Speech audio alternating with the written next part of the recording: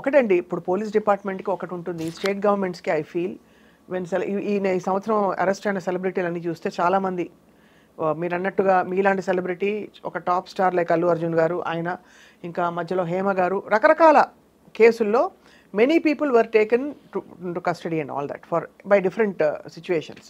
అయ్యో ఇలాగే కంటిన్యూ అవుతే చంచలగూడలో ఫిల్మ్ సిటీ ఒక వింగ్ అక్కడ షూటింగ్ పెట్టుకోవచ్చు అంటారు. దేవుడా దేవుడా అలా ఉంది. కానీ ఇప్పుడు కేటీఆర్ గారు అదే ఫార్ములా అదే కార్ రేసింగ్ తాలూకు దీనిలో ఆయన ఏదో ఎఫ్ఐఆర్ ఆయన A1గా అక్యూజ్ అయి ఉన్నట్టు తెలుస్తోంది. సో కేటీఆర్ గారు మరి అక్కడ I don't know what's going to happen, we have to wait and watch. అది కూడా చంచలగూడ బికేమ్ హెడ్లైన్ ఏరియా అన్నమాట. కానీ ఒకటి అడుగుతాను కస్తూరి గారు, కేటీఆర్ గారు అగైన్ ఉంటుందండి పొలిటికలీ లెట్ కవిత గారికి అంటే బేసికలీ ఇక్కడ ఏంటంటే పొలిటికల్ సిస్టమ్స్లో చట్ట వ్యవస్థ and like you rightly said of course all these జరిగిన మొత్తం నేను పాజిటివ్గా చెప్పనా తెలంగాణలో చాలా ప్రాబ్లమ్స్ ఉన్నాయి పబ్లిక్కి ఎవ్రీడే వీఆర్ ఫేసింగ్. అంటే పెద్ద పెద్ద నేరాలు చేసేవాళ్ళు అది పబ్లిక్ని అఫెక్ట్ చేయదు, వైట్ కాలర్ క్రైమ్స్ అనేది పోయి ఇప్పుడు మూలకి నార్కోటిక్స్ అలాంటివి అవుతున్నాయి. వాళ్ళందరూ అరెస్ట్ చేస్తూ కూర్చోవచ్చు. వాట్ ఐఎమ్ సేయింగ్ ఇస్ ఇక్కడ చూపిస్తున్న ఆ ప్రతాపం, హీరోయిజం, తొందర, స్పీడ్, జోష్, సో సేమ్ అలాగే ఎనిమీస్ ఆఫ్ సొసైటీ ఉన్నారు కదా వాళ్ళ మీద చూపిస్తే 100% we will be hats off. అంటే ఇప్పుడు ఏదో ఒక పాయింట్ ప్రూవ్ చేయాలని నోబడీస్ అబౌవ్ ద లా అని పాయింట్ ప్రూవ్ చేశారు, we have taken that point. మీరు ఇలాగే government is very strong in punishing the people, government is very strong, very Swift in punishing criminals in the state అని వస్తే వేరే point prove చేయడానికి అవసరమే లేదు. అప్పుడు యునానిమస్ గా అందరూ తలొగ్గాల్సిందే తెలిసిపోతుంది. బికాజ్ అదే ఇంకో కోరిక ఉంది. అగైన్ నేను పాలిటిక్స్ ఇప్పుడు నేను తెలంగాణ పాలిటిక్స్ కూడా I'm very much following it. I'm working for Telangana BJP. So నాకు చూస్తూ ఉంటే I'm not an enemy of anybody, I'm not a critique of anyone. In fact I'm biggest fan of chief minister Revanth Reddy గారు. ఆయనే ఒక hero, he is a star, okay, and I'm a big fan of the way he speaks. ఎప్పుడు వినీతంగా సునీతంగా మాట్లాడతారు, super he is, okay. But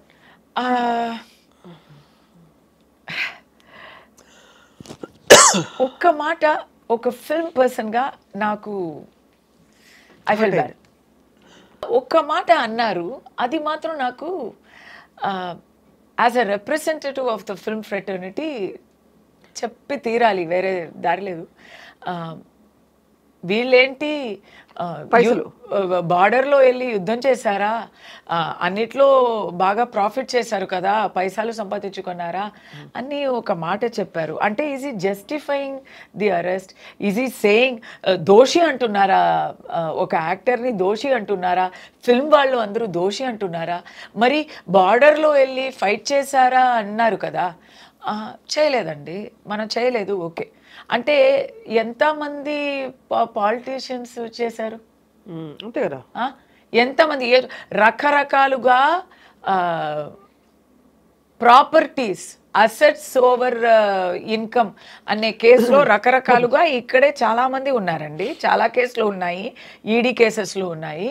వాళ్ళందరూ అది అంతా ఎక్కడ సంపాదించారు? బార్డర్లో వెళ్ళి మమ్మల్ని కాపాడి సంపాదించిన డబ్బులు అవి. సో అది అలా ఎవరిని తక్కువ చేయడం ఎందుకు? People are cooperating with the లా.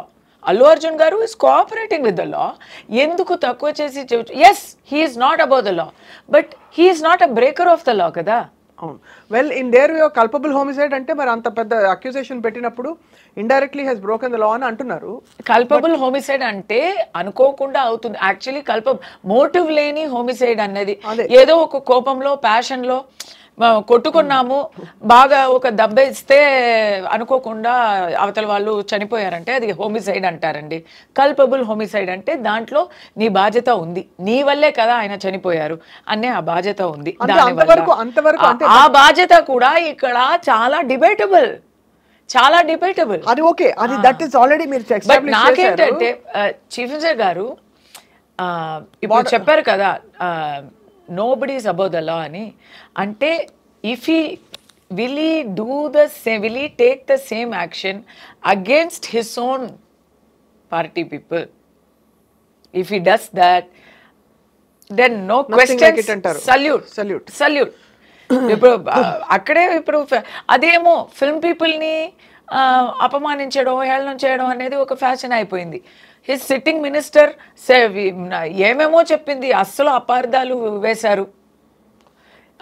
దాంట్లో ఒక్క చుణుక కూడా, కొండ సురేఖ గారు ఒక్క చుణుక కూడా దాంట్లో సత్యమే లేదండి. ఏమేమో చెప్తున్నారు, ఫుల్ మరి క్రియేటివ్ రైటింగ్ చేశారు. ఆ క్రియేటివ్ రైటింగ్ అంటే చాలా డర్టీ ఆబ్జీన్గా ఉంది. దానికి nobody has taken action అంటారు కదా. It is actually outraging the modesty of a women. ఏం యాక్షన్ అయింది? అది కూడా క్రిమినల్ ఆఫెన్సే. ఏమైంది? చెన్నైలో కస్తూరి గారు ఏదో పాప మామూలుగా ఏదో మాట్లాడితే కస్తూరి గారు మాత్రం 3 రోజులు వెళ్ళిపోయారు. అది అక్కడ ఇలా నేను అడిగితేనే, ఇప్పుడు ఇలా అడుగుతున్నాను కదా, వాళ్ళకి అది బాధ వేస్తుంది కదా. So then they may feel I have to be punished for that. అలాంటి వెండటా పాలిటిక్స్ అనే పర్సెప్షన్ ఈ గవర్నమెంట్ మీద రాకూడదు అనేది నా ఆశ. Because I'm a fan of their activities. But దాంట్లో ఇలాంటి సంశయాలు వస్తే తప్పకుండా ఇంకా 4 years ఉంది, ఇలాంటి క్రిటిసిజం రాకూడదు కదా. ఎందుకు ఫిల్మ్ వాళ్ళు ఏం చేశారు తప్పు? వాళ్ళు సంపాదిస్తున్నారు అంటే జనాలు హ్యాపీగా ట్యాక్సెస్ ఇస్తే, ట్యాక్సెస్ కట్టాలంటే స్టేట్కి మనం గ్రంబుల్ చేసుకొని కంప్లైంట్ చేసి ఇంత అయిపోయింది అని ఇస్తాము. మనకే అది మంచిది కానీ మనం ఇస్తాము. కొన్ని గవర్నమెంట్ ఆఫీసెస్లో వేరే టైప్లో కూడా మనం ఖర్చులు ఇస్తాము. ఇదంతా we will not appreciate. But ఒక మూవీ ఆర్టిస్ట్కి ఎప్పుడు నీకు డబ్బులు ఇస్తాము అని చెప్పి ఎవరు ఇవ్వరు. చాలా సంతోషపడి మనస్ఫూర్తిగా ఇచ్చిన ఆ డబ్బుల్ని మనం ఎందుకు కామెంట్ చేయాలి? అదే కారణం అంట. అది కారణం ఏంటదు. బట్ మీరు అన్నట్టుగా ఎవరిని స్పేర్ చేయము, మాదే పై చేయి, చట్టం అందరికీ సమానం అని చెప్పే ఒక దిశగా, ప్లస్ మీరు అన్నట్టుగా లోపల యాంగిల్స్ ఏమన్నా మనకు తెలియదు. But your point is well noted. ఇది ఇంత జరిగాక correct, and solution should come up so that ముందు ఇలాంటి సంఘటనలు అయితే జరగకూడదు మళ్ళీ. ఎందుకంటే ఒక కుటుంబం అక్కడ అల్లాడిపోయింది. అండ్ అలాగే అల్లు అర్జున్ గారికి కూడా నేను దాంట్లో ఒక నింద దేవుడికి కూడా చెప్పాలి. దేవుడికి అసలు కళ్ళు లేదు, హృదయం లేదు అని అనిపించింది ఆ రోజు. దేవుడే ఏంటి ఇది చూస్తున్నావా నువ్వు?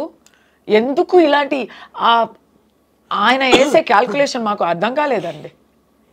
ఎంతోమంది మరి నేరలు ఎంతోమంది ఉన్నారు, నేరలు చేసి చాలా చక్కగా ఉన్నారు, బ్రతుకుతున్నారు. ఏం పాపం చెయ్యని ఒక చిన్న పిల్లకి ఇంత ఘోరం, ఆ తల్లికి ఇంత ఒక దుర్మరణం ఎందుకు? చాలా దురదృష్టకరం నిజంగా. అసలు ఇట్స్ హార్ట్ రెంచింగ్. ఎవరు తప్పు అంటే దేవుడు తప్పు అంటాను నేను కదా. ప్రతి ఒక్కరిని కంట్రోల్ చేసేవారు ఆయనే కదా, నాకు నమ్మకం ఉంది కాబట్టి చెప్తున్నా. అది సెంటిమెంటల్ గా మనం మాట్లాడచ్చు. బట్ లీగల్ గా మీరు లాయర్ గా, అడ్వకేట్ గా, ఒక ఫిల్మ్ పర్సనాలిటీగా, ఒక స్ట్రాంగ్ వాయిస్ గా, ఒక యాక్టివిస్ట్ గా మాట్లాడిన విషయాలన్నీ కూడా తప్పకుండా I think they will reach all the right people. But Kasturi గారు, we're all dying to know, మీరు 3 రోజులు జైల్లో ఏం చేశారు? ఎలా ఉంది? అల్లు అర్జున్ గారు ఏం చేస్తుంటారు చెప్తా. జైల్లో బెడ్ ఇవ్వరు. మీరు అనుకున్నవచ్చు అందరికీ విఐపీసీకి విఐపీ సెల్ ఉంటుంది, స్పెషల్ ఫెసిలిటీస్ ఉంటుంది అని మీరు అనుకోవచ్చు. Not for remand prisoners. ఇది ఈయన వెళ్ళింది వచ్చి రిమాండ్, కన్విక్టెడ్ కాదు. అవును, కన్విక్టెడ్ ప్రిజనర్స్ కి you can ask for special category. మీకేమైనా చెప్పండి అసలు. నాకు రిమాండ్ ప్రిజనర్ ని నేను కూడా అంటే జుడిషియల్ కస్టడీ అంటే ఏంటో రూమ్ ఉంటుందా? సెల్ ఉంటుందా, మూచలు ఉంటాయా? అవును అవును రెగ్యులర్గా అంటే అలా బెడ్ లేదా? బెడ్ నేల మీద పడుకోవాలి. నేల దున్- బెడ్షీట్ దుప్పటి? ఇస్తారు, ఒక 2 దుప్పటి ఇస్తారు, కప్పుకోవడానికి ఒక దుప్పటి, కింద వేయడానికి ఒక దుప్పటి ఇస్తారు. నేను చెప్పాను కదా, లోపల వెళ్ళాక కూడా నాకు prison is different, prison officials are different from other cops. వాళ్ళు కూడా నాకు ఎంత వీలవుతుందో లీగలీ పర్మిసిబుల్ సహాయాలు చేశారు. Food అంటే పెట్టారా? దుప్పటి, కొత్త దుప్పటి ఇచ్చారు, పళ్ళం కొత్త పళ్ళం ఇచ్చారు, లోట కొత్త లోట ఇచ్చారు. వాళ్ళకి చేయాల్సిన చేయగలిగినంత వాళ్ళు చేయగలిగినంత అంతా చేశారు. They treated me very well. But అక్కడ నేను వెళ్ళినప్పుడు అక్కడ 49 prisoners ఉన్నారు. I was housed in the quarantine ward. Quarantine వార్డ్లో ఎట్లా అంటే కొత్తగా వచ్చిన వాళ్ళని అక్కడ ఒక 1 week వరకు అక్కడ పెట్టి, తర్వాత వాట్ ఆర్ ద ఆర్డర్స్ అని చూసి రిమాండ్ ప్రిజన్కి పంపుతారు. కన్విక్టెడ్ ప్రిజన్ అనేది ఇంకా డిఫరెంట్. సో అక్కడ అయితే ఆ క్వారంటైన్లో అందరూ కొత్తగా ఉంటారు, కానీ కొన్ని ప్రిజనర్స్ ఉంటారు ఆ వార్డ్లోనే ఉంటారు, ఆ బ్లాక్లోనే ఉంటారు.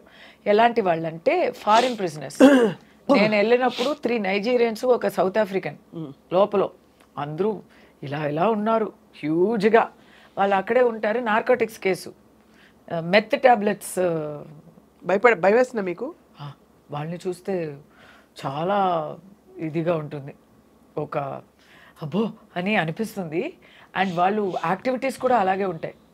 దే ఆర్ లైక్, అది ఎలా వస్తారు, నేను మా దగ్గర పళ్ళం ఉంటే పళ్ళం తీసుకుంటారు, బకెట్ ఉంటే బకెట్ అడుగుతారు. నేను ఇంగ్లీష్ మాట్లాడతాను, వాళ్ళకి అక్కడ లాంగ్వేజ్ ప్రాబ్లం, వేరే ఎవరిని లాంగ్వేజ్లో అడగడం రాలా, నాతో ఇంగ్లీష్లో మాట్లాడుతున్నారు. తమిళ్లో కూడా మాట్లాడతారు, ఓన్లీ భూత మాటలు మాత్రం తమిళ్లో. అమ్మా తర్వాత బూతులు, అమ్మా తర్వాత బూతులు, ఈ రెండే చెప్తారు ఆ నైజీరియన్ వాళ్ళు. సో వాళ్ళు అయితే మీ గ్లాస్ అడిగారా? అన్నీ అడుగుతారు. ఏమడుగుతారు? ఇప్పుడు మాకేం ఏంటంటే అంటే they are asking you to share or what, or give hey give me your glass అలాగా? సో నాకు what they did is they put me in a separate cell. ఎవరు నా దగ్గర నాతో తోడు ఎవ్వరు లేరు, because for my own safety, right? First day అయితే నేను పిచ్చి అయిపోతాను అనిపించింది నాకు. ఫస్ట్ డే కదా, నేను అసలు మైండ్లో లిస్ట్లో లేని ఒక విషయం, జైలుకి వస్తామని ఎవరు ఊహించుకుంటారండి. అది మరి ఏం చేసినందుకు, ఏం చెయ్యక వచ్చాము, ఎవరికో నచ్చలేదు అని వచ్చామంటే చాలా కష్టం.